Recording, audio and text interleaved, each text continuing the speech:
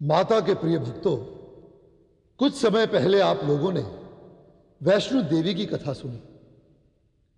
अब आपको इस संबंध में कुछ पूछना हो, कुछ जानना हो, तो कृपया निर्भय होकर पूछिए। आपकी शंकाओं का निवारण करने में मुझे हार्दिक प्रसन्नता होगी। स्वामी जी, आपका कहना है कि देवी एक ही है, परंतु भारतवर्ष की चारों दिशाओं में देवियों के अनेक पूजनीय स्थान हैं। क्या ये देवियां अलग अलग हैं? यदि ऐसा है तो फिर देवी एक कैसे हुई? हाँ स्वामी जी, हमारी शंका का ठोस आधार है। क्या मतलब? जैसे हिमालय में ज्वाला जी हैं, तो आबू में अंबा जी हैं। अगर कलकत्ता में काली मां है, तो आसाम में कामाक्षी और दक्षिण में मीनाक्षी हैं। क्या इनमें प्रतिष्ठित देवी माताएं एक ही हैं या फिर अलग अलग हैं? कृपया हमारे मन की शंकाओं का समाधान कीजिए स्वामी जी। आपकी शंकाओं ने मेरे मन में प्रसन्नता की गंगा प्रवाहित कर दी है। भक्त, पुराणों में माता भगवती के 52 सिद्ध पीठों का बड़े ही विश्वास और आदर के साथ वर्णन किया गया है। इन सभी 52 सिद्ध पीठों की स्थापना का रहस्य भगवान शिव एवं माता सती के विवाह की अद्भुत कथा में छिपा हुआ है। अच्छा, वो कैसे स्वामी जी? माता महेश्वरी ने दक्ष प्रजापति के घर में क्यों जन्म लिया और किस प्रकार कैलाशपति शिव से उनका विवाह हुआ, ये सब आध्यात्मिक इतिहास की एक परम अलौकिक और आदर्श कथा है। लेकिन स्वामी जी, आपने हमें बताया था कि माता भुवनेश्वरी ने अपने अंश से 3 देवियां प्रकट की थी। उनमें से लक्ष्मी जी विष्णु जी को, सरस्वती जी ब्रह्मा जी को और महाकाली महेश्वरी शिव जी को ब्याह दी थी। हाँ, ये अखंड सत्य है। आप ही ने कहा था कि शिव जी का निवास स्थान शिवलोक है। फिर ये कैलाशपति शिव कौन है? क्या शिव जी ने 2 विवाह किए थे? ये महाकाली और सती कौन है? बस हमारी शंका का यही कारण है। भक्तों, काली माता और सती माता अलग अलग नहीं बल्कि एक ही है। माता भुवनेश्वरी का अंशा अवतार है। उसी तरह कैलाशपति शिव और शिवलोकी शिव भी 2 नहीं, एक ही है। सृष्टि की रचना के लिए जब ब्रह्मा जी ने संकल्प किया था, तब उनकी भवों के मध्य से शिवलोक के निराकार शिव ने साकार रूप धारण करके अवतार लिया था और कैलाश पर्वत को अपनी लीला भूमि बनाया था और अपने अवघड़ जीवन से कैलाश लोक को दीवाना बना दिया। ओम नमः शंभवाय च मयो भवाय च नमः शंकराय च मयस्कराय च नमः शिवाय च शिवतराय च। ओम वामदेवाय नमो ज्येष्ठाय नमः श्रेष्ठाय नमो रुद्राय नमः कालाय नमः कलविकरणाय नमो बलविकरणाय नमो बलाय नमो बलप्रथमनाय नमः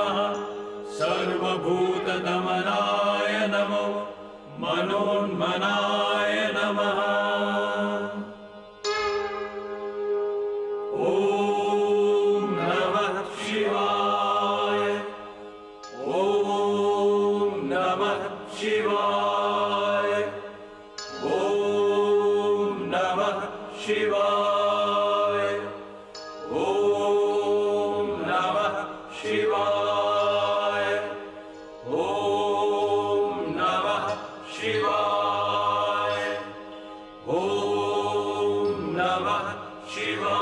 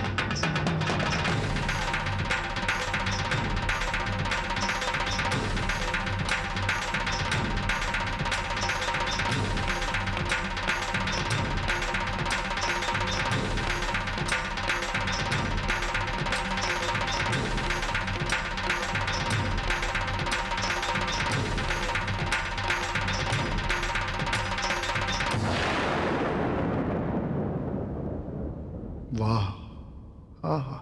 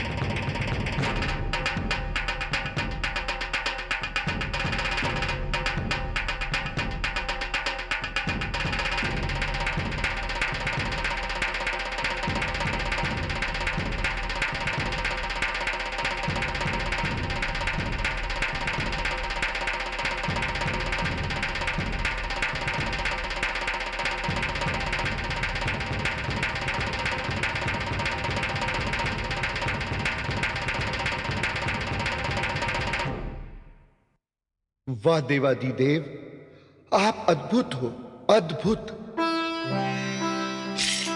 नारायण नारायण।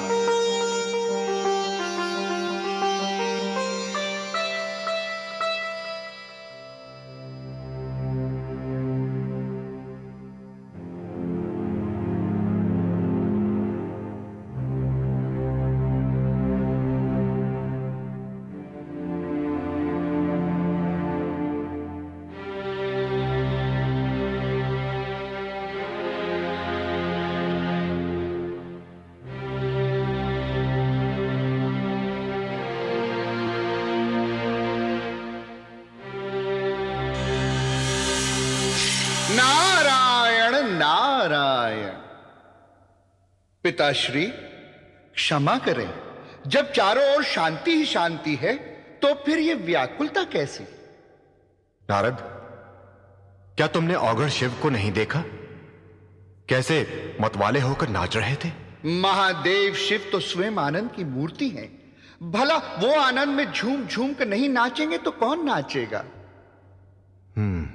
पिताश्री, मैं भी शिव के नृत्य को देखकर अपने आप को रोक नहीं सका और उनकी ताल से ताल मिलाकर नाचने लगा। तो क्या तुम भी नाचने लगे नारद? हाँ पिताश्री, क्या लय थी, क्या ताल थी, क्या भाव भंगिमा थी महादेव के नृत्य में। तिरगड़ तिरगड़ता धानी। बस बस नारद। किंतु पुत्र, हमें शिवजी का इस प्रकार नाचना अच्छा नहीं लगता। यह आप क्या कह रहे हैं पिताश्री? आप तो स्वयं सुर, ताल, संगीत और काव्य की देवी माता सरस्वती के स्वामी हैं। फिर शिव जी के परम अलौकिक नृत्य से आपको भय कैसा? शिव तो निर्विकार हैं, ईर्ष्या द्वेष से रहित हैं। उनसे तो किसी हाँ हाँ, हम मानते हैं नारद, किसी को भी द्वेष नहीं होना चाहिए। असुर असुर देव दानव सबके प्रिय हैं, हमारे भी प्रिय हैं, किंतु उनका यह भय देने वाला मंगल रूप, भूत प्रेत और बेतालों के साथ कूदना फांदना उन्हें यह शोभा नहीं देता। हे पिताश्री, निर्मल हृदय शिव तो सभी में समानता की भावना रखते हैं, प्राणियों में वासुदेव का रूप देखते हैं, तभी तो मानव दानव देव ही नहीं, भूत प्रेत पिशाच सिंह मृग गज मयूर सर्प नाग सभी उनकी छाया में शरणागत होकर प्रसन्न रहते हैं। हमें शिवत्व की शिक्षा दे रहे हो पुत्र? नहीं नहीं पिताश्री, परंतु हमें उनके क्रियाकलापों से कोई लेना देना नहीं है पुत्र, किंतु उनके वर्तमान उदासीन जीवन का कहीं तो अंत होना चाहिए। परंतु तुम तो जानते हो नारद, विष्णु जी बैकुंठ लोक में लक्ष्मी जी के साथ और हम यहां सरस्वती के साथ वैवाहिक जीवन व्यतीत कर रहे हैं, किंतु महादेव कैलाश लोक में बिना नकेल बैल के समान जीवन जी रहे हैं, जो हमें सहन नहीं होता। ओ समझा, तो ये है आपके पिता हृदय की व्यथा। आपकी भ्रुगुटी के मध्य से शिव ने जन्म लिया, इसलिए आप उन्हें अपने अन्य पुत्रों के समान संतान उत्पत्ति के चक्र में घुमाना चाहते हैं। हां हां, हम चाहते हैं कि शिव गृहस्थ जीवन व्यतीत करें और संसार में लोक आचार का आदर्श प्रस्तुत करें।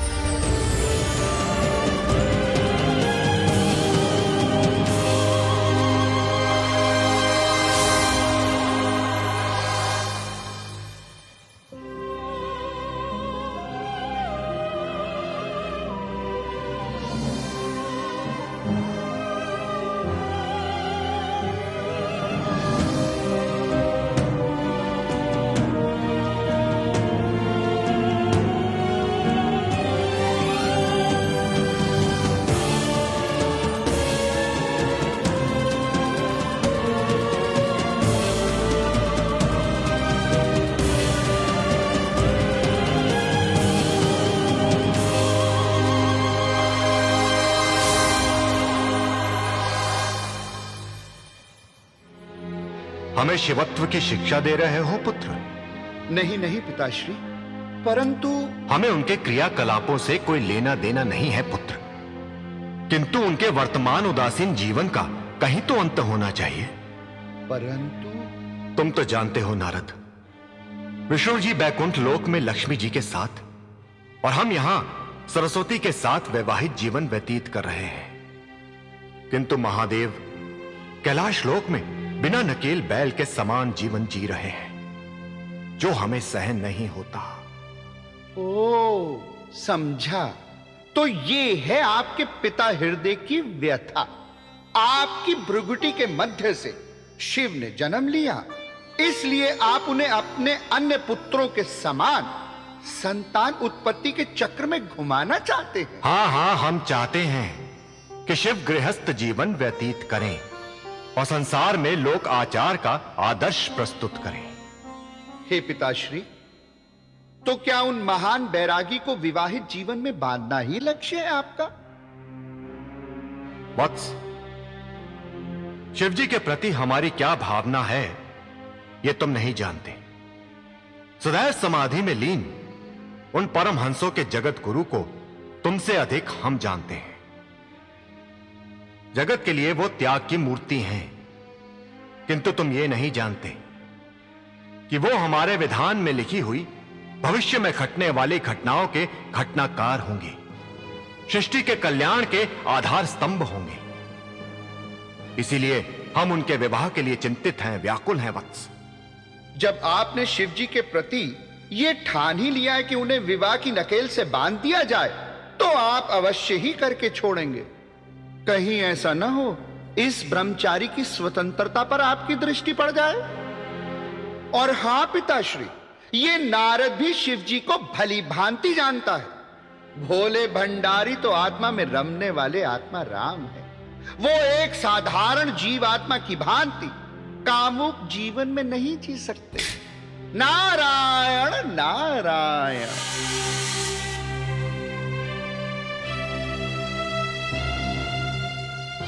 वाह पुत्र वाह, खूब स्मरण कराया।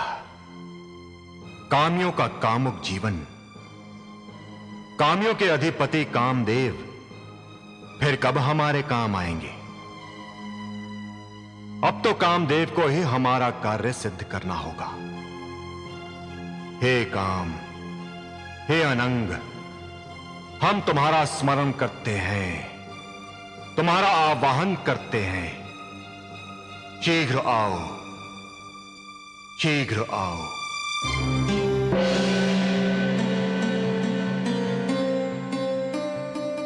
आओ कामदेव, आओ, हम तुम्हारा स्वागत करते हैं। हे पिताश्री, आपके हृदय से उत्पन्न आपका संकल्प पुत्र कामदेव आपका प्रिय करने के लिए प्रस्तुत हुआ है। मुझे आज्ञा दीजिए, कहिए क्यों स्मरण किया है? हे पुत्र काम, तुम सबके हृदय का मंथन करने में सर्वसमर्थ हो।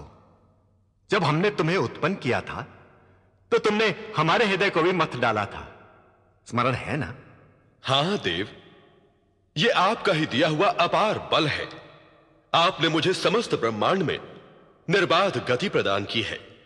बिना परिश्रम मात्र एक ही बाण से मैं किसी के भी मन को हर लेता हूं। एक ही क्षण में मैं महान से महान अपराजय योगी को भी चंचल चित्त कर सकता हूं। यही तो मेरा स्वाभाविक गुण है पिताश्री। हां कामदेव, हमें तुम्हारे पुरुषार्थ पर गर्व है। हमें स्मरण है, जब तुमने जन्म लिया था तो बिना सोचे समझे तुमने हम पर भी काम बाण चला दिया था और परिणाम स्वरूप हम भी डोल गए थे। तब अग्निदेव ने हमारे वीर्य से प्रथम बार जन्म लिया था और उसे शांत करने के लिए हमें जल रूपी वरुण देव की उत्पत्ति करनी पड़ी थी। हे पिताश्री, मेरे उस अबोध अपराध के कारण आपको लज्जित होकर अपना वो विकार युक्त शरीर त्यागना पड़ा था और नया शरीर धारण करना पड़ा था। मेरे उस अपराध के लिए मुझे क्षमा करें। प्रिय पुत्र काम, इसमें क्षमा कैसी? काम का आकर्षण ही तुम्हारा पुरुषार्थ है। काम से सारे जगत को व्यथित करना ही तुम्हारी प्रचंड शक्ति है। हमने तुम्हें क्यों स्मरण किया है उसका कारण भी सुनो। तुम्हारे प्रचंड पुरुषार्थ से ही हमारा मनोरथ सिद्ध होगा पुत्र। हम तुम्हारी ओर आशा भरी दृष्टि से देख रहे हैं। आज्ञा दे पिताश्री।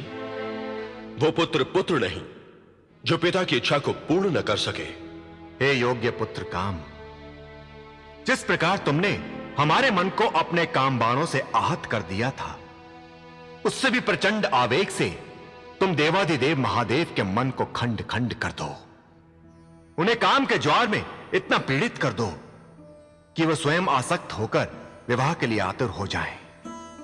बस हम यही चाहते हैं।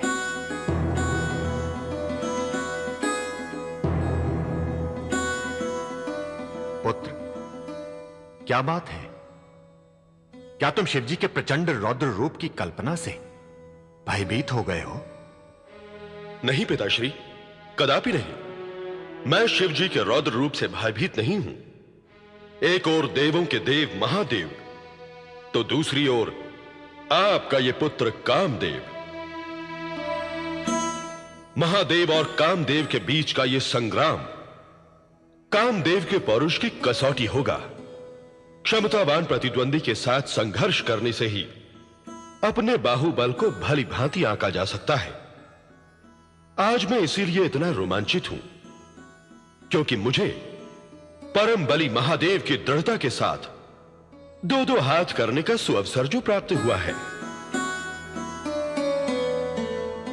पिताश्री, आपके भय के कारण ही मैंने आज तक सदाशिव की ओर दृष्टि नहीं डाली थी। अन्यथा उनका यह तपमय जीवन, उनकी यह समाधि मेरे काम बाणों को सदैव खलती रही थी। पिताश्री, मुझे शपथ है, जब तक मैं महादेव को अपने काम बाणों से डामाडोल नहीं कर देता, चैन नहीं लूंगा। ऐसा ही हो काम, ऐसा ही हो। मुझे आशीर्वाद दें पिताश्री।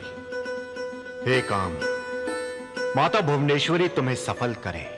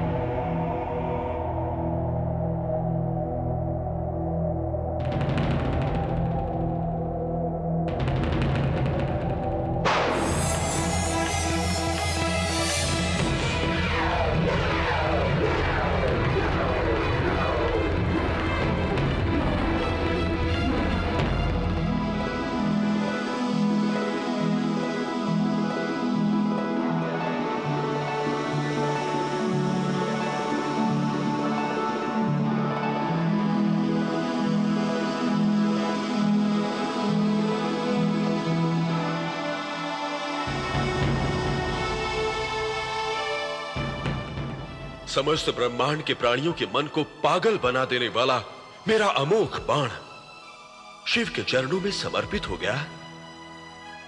हमारी ही शक्ति से हमारा अपमान।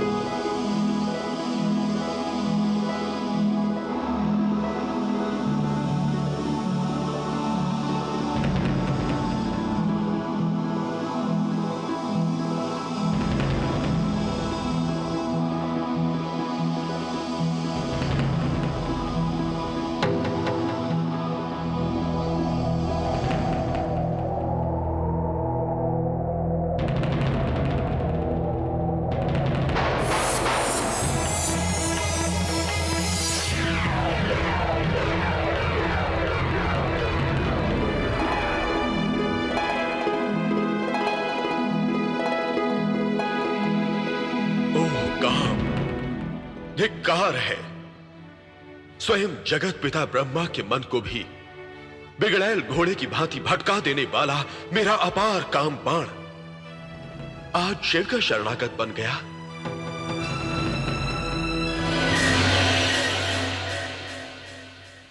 लाइक बटन दबाएं, इस वीडियो को शेयर करें और ऐसे ही शानदार वीडियोस देखने के लिए सब्सक्राइब करें।